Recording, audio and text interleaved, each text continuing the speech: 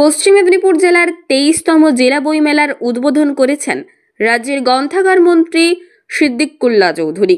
এই উদ্বোধনী অনুষ্ঠানে উপস্থিত ছিলেন মন্ত্রী মানস রঞ্জন ভূঁইয়া, জেলা পরিষদের সভাধিপতি প্রতিভা মাইতি, অতিরিক্ত জেলা শাসক, ঘাটালে মহকুমা শাসক সহ জেলা বইমেলা কমিটির সদস্য তথা জেলা প্রশাসনের আধিকারিকরাও ছিলেন।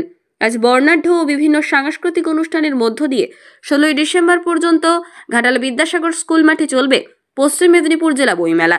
জেলা বইমেলা উদ্বোধনী অনুষ্ঠানে এসে ঘাটালের সংবাদ মাধ্যমের মুখোমুখি হয়ে বাংলাদেশ প্রসঙ্গে মন্ত্রী মানস রঞ্জন ভূঁইয়া বলেন, ওটা ভারত সরকার দেখছে। আমাদের মুখ্যমন্ত্রী বলে দিয়েছেন পররাষ্ট্র নিয়ে। ভারত সরকারের পদক্ষেপ হলো বাংলা সরকারের পদক্ষেপ, আমরা এর বাইরে যাই না। তবে আমাদের মুখ্যমন্ত্রী গভীরভাবে উদ্বিগ্ন বাংলাদেশের ঘটনা প্রবাহ নিয়ে। নমস্কার, সংবাদ পাঠে আমি অরিত্রী মণ্ডল। আপনারা দেখছেন ঘাটাল লাইভ টিভি। সমস্ত খবর সবার আগে পেতে আমাদের চ্যানেলটিতে চোখ রাখুন এবং খবর পাঠাতে যোগাযোগ করুন 9635312331 নম্বরে।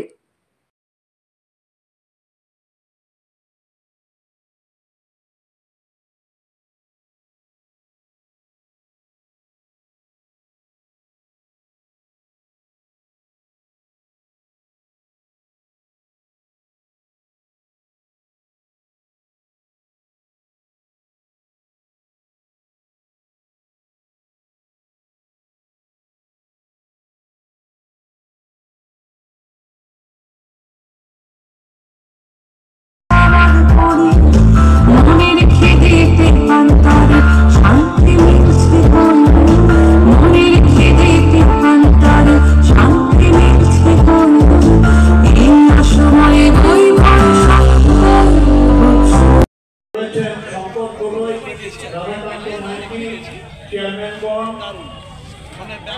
পঞ্চায়েত সমিতির সভাপতিগণ এবং একাডেমিক অ্যাওয়ার্ড পাওয়া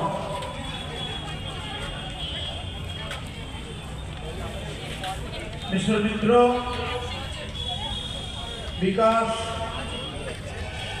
সঞ্চালক আলী আকবর খান, ঘাটালের চেয়ারম্যান, আরো আমাদের চেয়ারম্যানগণ আছেন, প্রিন্সিপাল ম্যাডাম,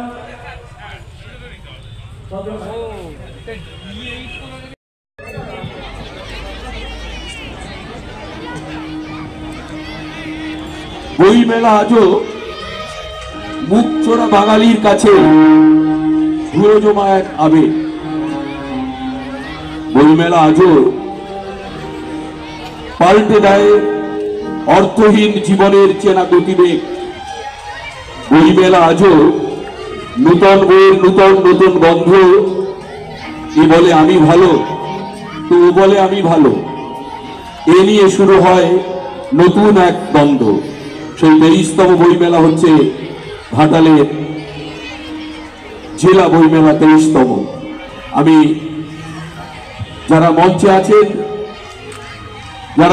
আছেন তাদেরকে আহ্বান জানাচ্ছি স্ট্যান্ড আপ হওয়ার জন্য। আমাদের বাংলার সঙ্গীত এগুলি পরিবেশিত হবে এবং রাধাকান্ত মাইতি মহোদয়কে মঞ্চে আসার জন্য আহ্বান জানাচ্ছি। আপনাদের সবাইকে একটু দাঁড়িয়ে যাওয়ার জন্য বলছি, অনুরোধ জানাচ্ছি। বাংলার সঙ্গীত মাননীয় মুখ্যমন্ত্রী মমতা ব্যানার্জির অনুপ্রেরণায় বইমেলাকে সর্বস্তরে ছড়িয়ে দেওয়ার লক্ষ্যে যে বইমেলা হচ্ছে সারা রাজ্য জুড়ে, তার 23তম জেলা বইমেলা হচ্ছে আমাদের ঘাটালে। আমাদের আবেগ, আমাদের স্বপ্ন